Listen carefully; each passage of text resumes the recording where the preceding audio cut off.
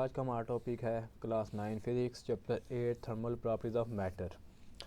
इस चैप्टर में हम मैटर की प्रॉपर्टीज़ के बारे में पढ़ते हैं और थर्मल प्रॉपर्टी बेसिकली हीट को कहते हैं और हीट से रिलेटेड जितनी भी इसकी प्रॉपर्टीज़ हम उस चीज़ को डिस्कस करते हैं। लेकिन आज की वीडियो में हम सिर्फ और सिर्फ इसके प्रॉब्लम्स और एग्जाम्पल को देखेंगे जो कि हमारे पास चार्ट सिलेबस में बन रही हैं। किसी भी हमने प्रॉब्लम को सॉल्व करना हो या कोई भी न्यूमेरिकल हमने सॉल्व करना हो तो हमें पता होना चाहिए कि इस चैप्टर में हमारे पास कौन कौन से फार्मूले या इक्वेशन ड्राइव हुई थी, क्योंकि हम अगर हमारे पास वो इक्वेशन होगी हम तभी किसी न्यूमेरिकल को सॉल्व कर पाएंगे। यहाँ पे एग्जांपल 8.5 जो कि आपके चार्ट सिलेबस में है, a container has 2.5 litre of water at 20 degree centigrade, how much heat is required to boil the water. वो कह रहे हैं कि हमारे पास एक कंटेनर है जहाँ पे हीट जो वाटर है वो 2.5 लीटर है, टेम्परेचर 20 डिग्री सेंटीग्रेड है और हमें कितनी हीट चाहिए होगी इस पानी को बॉयल करने की। बेसिकली जो वाटर का बॉइलिंग पॉइंट होता है वो 100 डिग्री सेंटीग्रेड होता है और जो फ्रीजिंग पॉइंट होता है वो 0 होता है। वॉल्यूम हमारे पास वाटर है 2.5 लीटर, अगर हम इसी को मैस ऑफ वाटर में कर लेते हैं तो ये 2.5 kg हो जाएगा गिवन सोल्यूशन में। और जो हमारे पास टेम्परेचर दिया गया है वो T120 है और जो हमारे पास फाइनल बनना है वो 100 होना है। इसकी वजह क्योंकि हमारे पास बॉइलिंग पॉइंट वाटर का 100 होता है और स्पेसिफिक हीट ऑफ वाटर ये हमें चीज़ मालूम होनी चाहिए कि 4200 होती है किलो जूल किलो पर ग्राम पर केल्विन। तो यहाँ पे हमारे पास टेम्परेचर इनिशियल भी दिया गया, फाइनल भी दिया गया, तो हम दोनों का डिफरेंस पहले मालूम कर लेंगे जिसे कहते हैं हम डेल टी। तो T2 में से T1 को हम माइनस करेंगे तो हमारे पास आ जाएगा 100 माइनस 20, तो ये 80 सेल्सियस। हम इसको 80 सेल्सियस भी कह सकते हैं और 80 केल्विन भी कह सकते हैं। इसकी बेसिक वजह ये है कि जब हम इसको सेल्सियस को हम केल्विन में चेंज करेंगे 273 ऐड करेंगे ना, दोनों में ऐड करेंगे, तो जब हम अगेन उनको सब्ट्रैक्ट करेंगे तो आंसर सेम ही रहेगा। इससे नेक्स्ट देखें तो हमारे पास फार्मूला है Q is equal to C M del T. हमें मालूम होना चाहिए कि हमारे पास किस तरह का न्यूमेरिकल दिया गया है तो हमने उसमें कौन सा फार्मूला यूज़ करना है, कौन सी इक्वेशन यूज़ करनी है। तो यहाँ पे हमारे पास C specific heat of water मालूम है, मैथ्स मालूम है, डेल टी भी मालूम है, तो हम ये स्पेसिफिक हीट भी मालूम कर सकते हैं कि हमारे पास कितनी वो हीट होगी तो ये वाटर बॉयल होगा। सिंपल हम इस इक्वेशन में इसकी वैल्यूज़ को पुट कर देंगे, 4200, 2.5 और 80 तीनों का प्रोडक्ट लेंगे तो हमारे पास आ जाएगा 840,000 जूल। अब इतनी बड़ी वैल्यू आ गया तो हम इसको ज़रा शॉर्ट फॉर्म में भी लिख सकते हैं। शॉर्ट फॉर्म में लिखने का तरीका हमारे पास क्या होता है, प्रीफिक्स यूज़ करते हैं, जो कि आप चैप्टर नंबर 1 में देख चुके हैं कि प्रीफिक्स हमारे पास से हम यूज़ करेंगे। 3 0 को हम रिमूव करके इसकी जगह हम यूज़ कर सकते हैं किलो। तो यहाँ पे हमारे पास बेसिकली जो हीट चाहिए होती है वो 840 किलो जूल चाहिए होती है। इससे next example 8.6, a brass rod is 1 metre long at 0 Celsius, find its length at 30 degree centi, coefficient of linear expansion of brass is 1.9 multiply 10 की पावर -5। वो कह रहे हैं हमारे पास एक रॉड है जिसकी लेंथ 1 मीटर है 0 टेम्परेचर पे, 0 सेल्सियस टेम्परेचर पे, लेकिन अगर वहीं पे हम टेम्परेचर को इंक्रीज़ कर देते हैं तो हमारे पास लेंथ कितनी आएगी, क्योंकि जब हम हीट अप करेंगे इन रॉड को तो इसकी लेंथ में कोई ना कोई चेंज आती है, बहुत माइनर से भी चेंज आता है लेकिन चेंज आता है। तो इसके लिए हमारे पास क्या क्या गिवन दिया गया है, लेंथ दी गई है, इनिशियल टेम्परेचर दिया गया है, फाइनल दिया गया है, हमने लेंथ मालूम करनी है जो कि हीट देने के बाद हमारे पास आएगी। तो गिवन में हमने पहले लिख लेना है कि ओरिजिनल लेंथ L0 से हम शो करते हैं, L के साथ ही छोटा सा और डालते जो कि इसके ओरिजिनल को शो कर रहा होता है। वो हमारे पास 1 मीटर दिया गया है, टेम्परेचर हमारे पास जो स्टार्ट में था ओरिजिनल 0, बाद में हमारे पास 30 डिग्री सेंटीग्रेड, यानी आप इसको T1 और T2 भी लिख सकते हैं, इससे फ़र्क नहीं पड़ता। हम क्या करेंगे, इसको केल्विन में चेंज कर लेंगे, क्योंकि जो हमारे पास स्टैंडर्ड यूनिट होता है टेम्परेचर का वो केल्विन ही होता है ऐसा यूनिट में। तो यहाँ पे हमारे पास T0 भी आ गया, इसमें 273 ऐड करेंगे तो केल्विन में चला जाएगा। जो हमारे पास T दिया गया था 30 डिग्री सेंटीग्रेड, उसमें 273 ऐड करेंगे तो 303 केल्विन। तो डेल टी हमने निकाल लेना है T माइनस T0, और हमारे पास कोफिशिएंट दिया गया है alpha is equal to 1.9 multiply 10 की पावर -5। हमारे पास हर राड का जो कोफिशिएंट होता है वो चेंज होता है, ज़रूरी नहीं होता कि हमारे पास हर बार यही आए, इसके अलावा भी कोई और आ सकता है और आपको वो न्यूमेरिक वैल्यू में बता भी सकता है। तो हमारे पास फार्मूला होता है L is equal to L0 into 1 plus alpha del T. L naught हमें मालूम है, ओरिजिनल लेंथ कितनी दी गई थी 1 न्यूमेरिक वैल्यू है, कोफिशिएंट हमें बता दिया गया है और डेल टी हमने फाइंड आउट कर लिया है। सिंपल हमने इन सब की वैल्यूज़ को पुट करना है, मल्टीप्लाई और ऐड करेंगे तो हमारे पास इसका आंसर आ जाएगा। हमने क्या किया है कि अल्फ़ा को डेल टी के साथ मल्टीप्लाई किया है, इसके साथ मल्टीप्लाई करने के बाद इसमें 1 ऐड कर दिया है, 1 ऐड करने के बाद अगेन हमने इसको 1 से मल्टीप्लाई ही किया है क्योंकि यहाँ पे मल्टीप्लाई का साइन है। तो ये हमारे पास बन जाएगा 1.00057 मीटर, यानी सिर्फ और सिर्फ इतना कम चेंज आया है। चेंज आएगा ज़रूर लेकिन इतना कम आया है। इससे नेक्स्ट अभी हमने देखा था कि कोई लेंथ में चेंज आता है, लेंथ में चेंज आने के बाद अगर हमारे पास कोई चीज़ ऐसी दी जाए जिसका वॉल्यूम हो, तो अब जब हम उसको हीट अप करेंगे तो उसके वॉल्यूम में भी चेंज आ सकता है। तो उसके लिए हमारे पास find the volume of brass cube, cube जो होता है हमारे पास बेसिकली एक वॉल्यूम होता है। 100 centigrade temperature whose side is 10 centimetre at 0 centigrade, और कोफिशिएंट हमारे पास लीनियर थर्मल एक्सपेंशन ब्रास का दे दिया 1.910 मल्टीप्लाई 10⁻⁵। तो यहाँ पर ये कहा है कि हमारे पास एक जो क्यूब है उसकी एक साइड 10 सेंटीमीटर है 0 सेंटीग्रेड पे।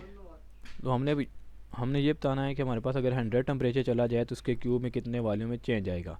तो ओरिजिनल लेंथ हमारे पास दी गई है 10 सेंटीमीटर, तो हम इसको स्टैंडर्ड यूनिट में चेंज कर लेंगे मीटर में। मीटर में चेंज करने के लिए हम ये करते हैं कि इसको 100 से डिवाइड कर देते हैं, 10/100, तो 100 हमारे पास बन जाता है 0.1 मीटर।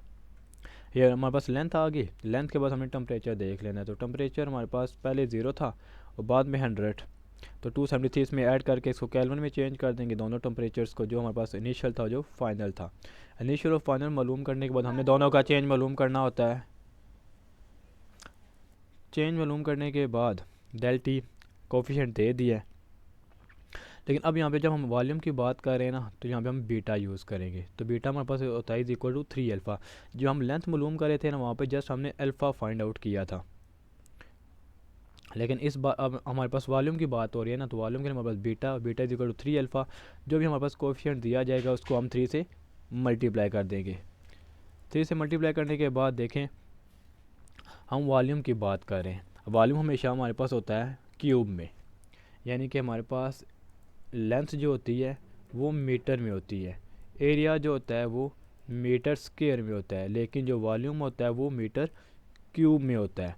तो हमारे पास तो लेंथ दी गई है ना, हमने अब लेंथ को वॉल्यूम में चेंज भी तो करना है। अगर हम इसको वॉल्यूम में चेंज नहीं करेंगे तो हम कभी भी उसको इक्वेशन में सॉल्व आउट नहीं कर सकते। तो देखें लेंथ और वॉल्यूम में फ़र्क क्या है। यहाँ पे मीटर है और यहाँ पे मीटर क्यूब है, डैट मीन्स कि मीटर को 3 बार मल्टीप्लाई करना पड़ता है। जो भी लेंथ दी जाएगी उसको 3 बार मल्टीप्लाई करना पड़ेगा। 3 वो मल्टीप्लाई करने के बजाय हम ऐसे भी लिख सकते हैं लेंथ का क्यूब। ये सारी की सारी चीज़ें सेम ही है, लिखने के बस मेथड चेंज है। तो यहाँ पे हमारे पास जो भी लेंथ दी जाएगी उसका हम क्यूब ले लेंगे, तो यहाँ पे हमारे पास ये वैल्यू आ जाएगी। तो हमारे पास इक्वेशन दी गई है v is equal to V naught 1 plus beta alpha T. जब हमने लेंथ वाला देखा तो वहाँ पे था l is equal to L naught into 1 plus alpha del T. वहाँ पे अल्फ़ा था कोफिशिएंट, यहाँ पे बीटा है और beta is equal to 3 alpha, इनके 3 टाइम उससे ज़्यादा है। सिंपल हम यहाँ पे वैल्यू पुट कर देंगे। पुट करने के बाद देखेंगे प्लस और मल्टीप्लाई करेंगे तो हमारे पास इसका आंसर आ जाएगा कि वॉल्यूम में हमारे पास कितना चेंज आ रहा है। 1.0057 मल्टीप्लाई करने की पावर -3 मीटर क्यूब। तो यहाँ से हमारे पास क्या रिज़ल्ट आया कि जो वॉल्यूम ऑफ ब्रास होगा 100 टेम्परेचर पे, वो हमारे पास 1.0057 मल्टीप्लाई 10 की पावर -3 मीटर क्यूब हो जाएगा। इससे नेक्स्ट हम देखते हैं न्यूमेरिकल जो हमने यहाँ पे सॉल्व करने, जो भी आपके चार्ट सिलेबस में दिए गए हैं। हमने यहाँ पे न्यूमेरिकल सॉल्व करने 8.3, 8.4, 8.7 और 8.8। सबसे पहले numerical calculate the increase in the length of aluminium bar 2 metre long when heated from 0 Celsius to 20 Celsius if the thermal coefficient of linear expansion aluminium is 2.5 multiply 10 की पावर -5। अब यहाँ पे कहा गया कि एक एल्यूमिनियम बार दी गई है 2 मीटर की जब उसका टेम्परेचर था 0। वो कह रहे हैं हमें लेंथ मालूम करके दें जब उसका टेम्परेचर हो जाएगा 20 और कोफिशिएंट हमारे पास मालूम है। सेम जो हमने एग्जांपल 8.5 सॉल्व की थी उसी इक्वेशन को यूज़ करते हुए हमने इसको भी सॉल्व आउट करना है। तो यहाँ पे हम देखते हैं कि हमारे पास गिवन क्या है। ओरिजिनल लेंथ हमारे पास दी गई है 2 मीटर। टेम्परेचर जो दिया गया है वो हमारे पास T0 कर लें 0 सेल्सियस। सेल्सियस को हम केल्विन में चेंज करें तो हमारे पास आ जाएगा 0 + 273। तो इसका आंसर आ जाएगा 273 केल्विन। जो हमारे पास लास्ट टेम्परेचर आना है वो 20 मालूम करना है। तो इसमें जब 20 में 273 ऐड करेंगे तो हमारे पास आंसर आ जाएगा 293 केल्विन। और जो हमारे पास कोफिशिएंट दिया गया है वो 2.5 × 10⁻⁻5 पर केल्विन। ये तो हमारे पास आ गया गिवन। अब हमने फाइंड आउट क्या करना है। हमने फाइंड आउट करना है वो लेंथ जो टेम्परेचर इंक्रीज़ करने पे हमारे पास आएगी L। हमारे पास इक्वेशन या आप लिख सकते हैं फार्मूला जो हमने यूज़ करना है वो है L = L0 × 1 + अल्फ़ा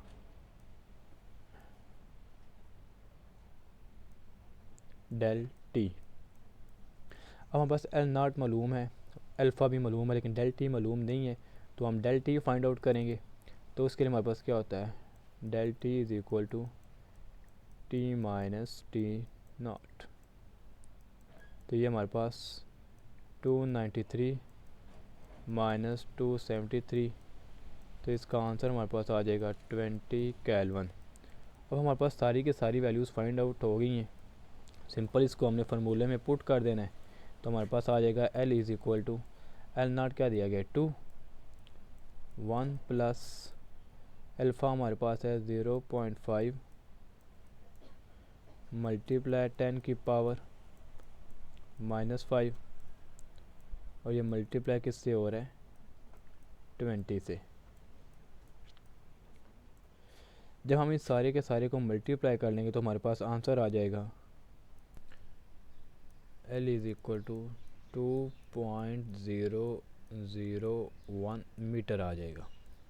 लेकिन हमने अभी ये नहीं देखना कि हमारे पास न्यू लेंथ कितनी आई है। हमने ये मालूम करना है calculate the increase in the length के दोनों लेंथ में कितना फ़र्क आया है। जो हमारे पास पहले ओरिजिनल लेंथ थी और जो भी टेम्परेचर इंक्रीज़ करने के बाद आई है। तो हम क्या करेंगे कि हम लिखेंगे L - L0 2.001 - 2। तो हमारे पास इसका आंसर आ जाएगा 0.001 मीटर। यहाँ तक लिखते हैं तब भी आंसर ठीक है। अगर और ज़्यादा सिंप्लीफाई करना चाहते हैं हम लिख सकते हैं 10⁻³ साइंटिफिक नोटेशन मीटर, और 10⁻³ हमारे पास होती है मिली। तो ये हो जाएगा 1 मिलीमीटर। आंसर देखें तो यहाँ पे 0.1 सेंटीमीटर लिखा गया है। आप उसमें भी चेंज कर सकते हो, आपकी अपनी चॉइस है कि आप इसको किस में चेंज करते हो। सारे के सारे आंसर ठीक रहेंगे, सेंटीमीटर में, मीटर में या फिर मिलीमीटर में। इस नेक्स्ट का आ गया a balloon contain 1.2 metre cube air at 50 temperature, find its volume at 40 Celsius, thermal expansion of volume expansion of air is 3.67 × 10⁻³ पर केल्विन। अब उन्होंने हमारे पास एक बलून का वॉल्यूम दे दिया है कि हमारे पास इतने टेम्परेचर पे इतना वॉल्यूम मौजूद है। अगर हम टेम्परेचर को इंक्रीज़ कर देते हैं 15 से 40 कर देते हैं, आपने वॉल्यूम मालूम करना है। और सेकंड थिंग्स उन्होंने हमें यहाँ पे जो एक्सपेंशन दिया है ना कोफिशिएंट, थर्मल कोफिशिएंट, वो वॉल्यूम का दिया है। इससे पहले जो हमने एग्जांपल देखी थी उन्होंने वहाँ पे हमारे पास लीनियर दिया था, तो हमने लीनियर को फिर वॉल्यूम में चेंज किया था। हमारे पास लेंथ दी गई थी, हमने उसको वॉल्यूम में चेंज किया था। लेकिन इस बार ऐसा कुछ भी नहीं है, उन्होंने हमें वॉल्यूम ही दिया है और वॉल्यूम में ही हमारे पास कोफिशिएंट मौजूद है। तो हमारे पास गिवन है वॉल्यूम है हमारे पास 1.2 मीटर क्यूब। ये हमारे पास ओरिजिनल है तो ये हमारे पास V0 होगा। इसके बाद हमारे पास जो वॉल्यूम का कोफिशिएंट होता है वो बीटा होता है, और बीटा यहाँ पे दिया गया 3.67 67 मल्टीप्लाई 10 की पावर 3, 67 मल्टीप्लाई 10 की पावर 3 पर kelvin.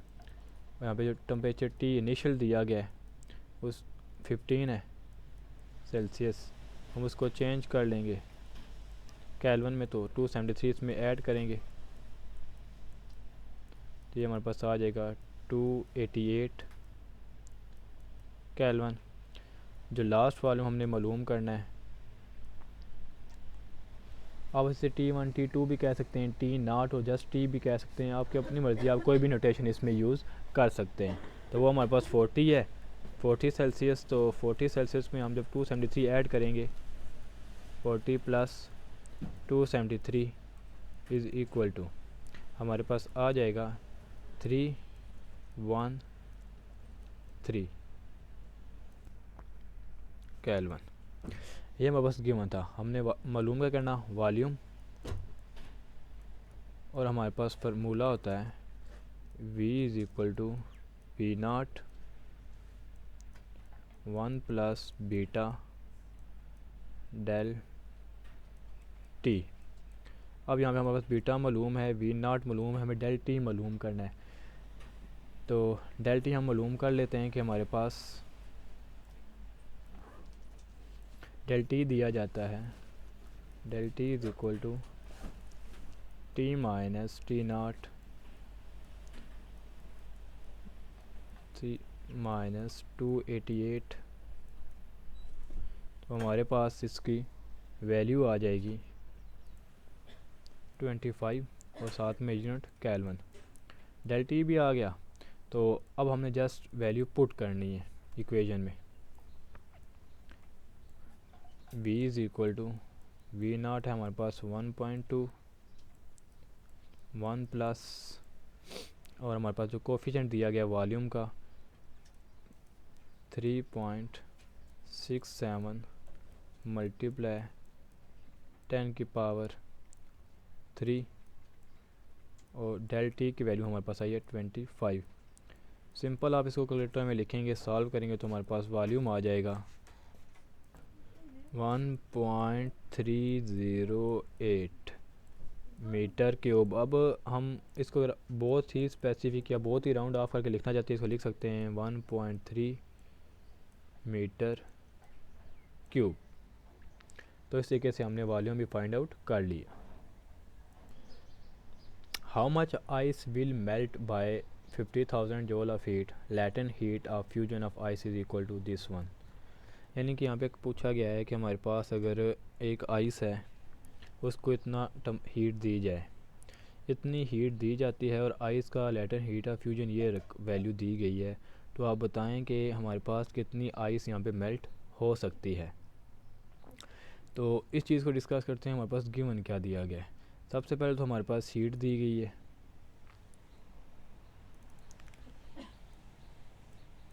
OFF is equal to 50,000 joule. उसके बाद लेटेंट हीट ऑफ फ्यूजन दिया गया, तो वो हमारे पास HF होता है। तो HF है 336.0 पर kg ग्राम। मालूम क्या करना है हमने कि कितनी आइस मेल्ट होगी। फार्मूला हमारे पास होता है डेल QF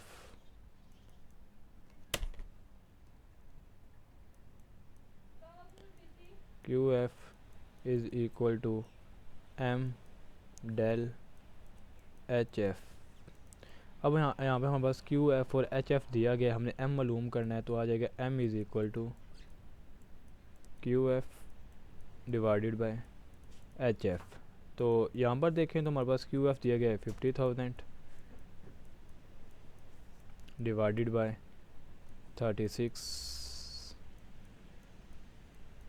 दिस वन। अगर हम इन दोनों को डिवाइड करते हैं तो हमारे पास क्या वैल्यू आएगी, 50,000 डिवाइडेड बाय 336, ये आ जाएगा 0.149 कर लें अगर राउंड ऑफ करना चाहते हैं, या 0.149, ये आ जाएगा 0.149 kg। अब हमारे पास एक केजी में दिया गया है, अगर हमें इसको ग्राम में चेंज करना हो तो हमारे पास क्या वैल्यू आएगी, 0.149 मल्टीप्लाई 1000, क्योंकि एक केजी में 1000 ग्राम होते हैं, तो हमारे पास आंसर आ जाएगा 149 ग्राम। जो बुक में आंसर दिया गया वो 150 है, बेसिकली जब हम राउंड ऑफ करते हैं तब वो हमारे पास आंसर बन जाता है।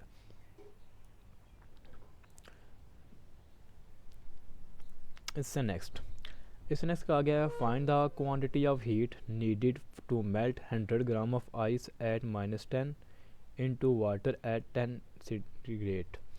अब यहाँ पे हमारे पास इस सवाल को इस तरीके से समझ लें कि हमने ना 3 स्टेप में जाना है। सबसे पहले -10 पे हमने मालूम करना है कितनी हीट चाहिए होगी। -10 से फिर हम 0 पे चले जाएंगे, वहाँ पर देखेंगे, फिर 0 से 10 पे जाएंगे, क्योंकि बेसिकली जब यहाँ पर टेम्परेचर देख रहे हैं ना तो ये हमारे पास -10 से 10 तक गया है। तो हमने हर पॉइंट पे ये चेक करना है कि कितनी हीट रिक्वायर होती है। आइस हमारे पास 100 ग्राम दी गई है, हमने फाइंड आउट करना है टोटल हीट कितनी यूज़ होगी। और यहाँ पे हमारे पास स्पेसिफिक हीट ऑफ आइस भी दे दिया गया है, वाटर भी दे दिया गया है, लैटरल हीट ऑफ फ्यूजन भी दे दिया गया है। चलें देखते हैं हम कैसे इसको मालूम कर सकते हैं। यहाँ पे हमारे पास मैस दिया गया 100 ग्राम ऑफ आइस, टेम्परेचर दिया गया -10, T1 हमसे कह रही हैं, और T2 हमारे पास 10 दिया गया है। इसके अलावा हमारे पास दिया गया specific heat of ice, specific heat of water और लैटेंट हीट ऑफ फ्यूजन। तो हमने मालूम क्या करना है, क्वांटिटी ऑफ हीट रिक्वायर्ड यानी कि डेल क्यू। तो यहाँ पे जब हम इसको सॉल्व करेंगे तो हमारे पास ये सिर्फ और सिर्फ एक फार्मूले से नहीं होगा, एक से ज़्यादा फार्मूले यूज़ होंगे। उसकी वजह यह है कि हमारे पास जब हम इसको सॉल्व करेंगे तो हमारे पास टेम्परेचर रेज़ होगा। पहले हम देखेंगे कि -10 से 0 तक हमारे पास कितनी हीट रिक्वायर हमने उसको नाम दे दिया डेल Q1 का। जब हम इसका नाम दे दिया डेल Q1, हम कहाँ से देख रहे हैं, -10 से 0 तक देख रहे हैं ना, तो हम हमारे पास T1 आ जाएगा -10 और T2 आ जाएगा 0। जब हम इसका डेल T निकालेंगे तो हमारे पास 10 केल्विन ही आएगा। तो हमारे पास Q का फार्मूला हमारे पास होता है Q = CM डेल T। तो Q1 C की वैल्यू हमें मालूम है, C हमारे पास क्या लिखा गया है 2100। तो ये आपके न्यूमेरिक वैल्यू में स्पेसिफिक हीट ऑफ आइस, क्योंकि अभी तक हमारे पास ये आइस ही है, क्योंकि -10 पे तो आइस होता है, वाटर नहीं होता, तो इसलिए हम स्पेसिफिक हीट ऑफ आइस इस्तेमाल कर रहे हैं यहाँ पे। और यहाँ पे हमारे पास M मैस जो कि हमारे पास 100 ग्राम था, उसको हमने केजी में चेंज कर लिया, 0.1 केजी बन जाता है। तीनों वैल्यू को मल्टीप्लाई करेंगे तो हमारे पास यहाँ पे Q1 मालूम हो जाएगा कि हमें कितनी हीट रिक्वायर है -10 से 0 तक जाने के लिए। इसके बाद सेकंड स्टेप हमारे पास ये होगा कि heat require to convert ice as 0। अब आइस को जब हम कन्वर्ट करना चाहेंगे 0 टेम्परेचर पे, तो 0 टेम्परेचर पे हमारे पास कितनी हीट चाहिए, तो उसके लिए हम del Q = ML latent heat of fusion यहाँ पे हम यूज़ करेंगे, जो कि हमारे पास आइस का दिया गया है, हमने लास्ट वाले न्यूमेरिकल पे भी यूज़ किया था, और यहाँ पर भी हमारे पास ये वैल्यू दी गई है, latent heat of fusion of ice.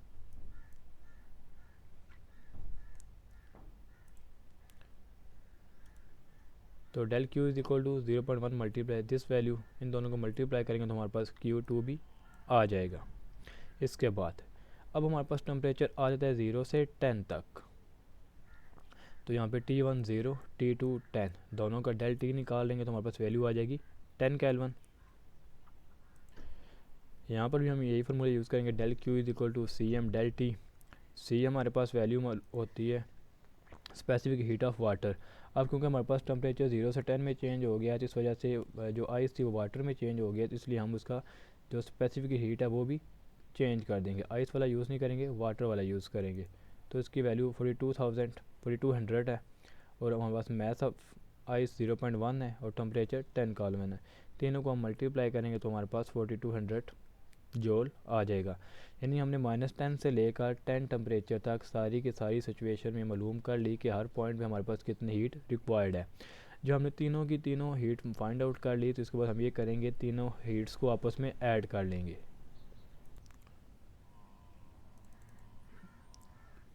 तो डेल क्यू हमारे पास आ जाएगा Q1 plus Q2 plus Q3। ये हमारे पास तीनों वैल्यू दी गई हैं, Q1 की, Q2 की, Q3 की। तीनों को लिखेंगे और ऐड करेंगे तो हमारे पास आंसर आ जाएगा 39900।